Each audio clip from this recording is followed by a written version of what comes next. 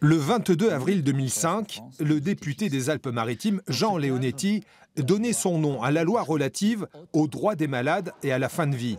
Un texte de 14 articles qui mettent en avant, je cite, que toute personne a le droit d'avoir une fin de vie digne et accompagnée du meilleur apaisement possible de la souffrance. Les professionnels de santé mettent en œuvre tous les moyens à leur disposition pour que ce droit soit respecté.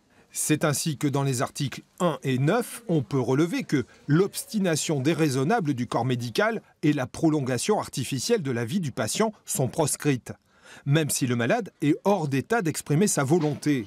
Le médecin peut alors décider d'abréger la vie du patient en lui administrant une dose de soins palliatifs qu'il juge nécessaire à son confort, à condition d'en informer le patient ou éventuellement la personne de confiance désignée.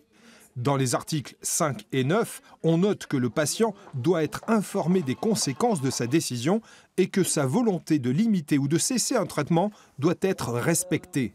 L'article 8, lui, prévoit qu'avant la maladie, toute personne majeure peut rédiger des directives anticipées pour le cas où elle serait un jour hors d'état d'exprimer sa volonté.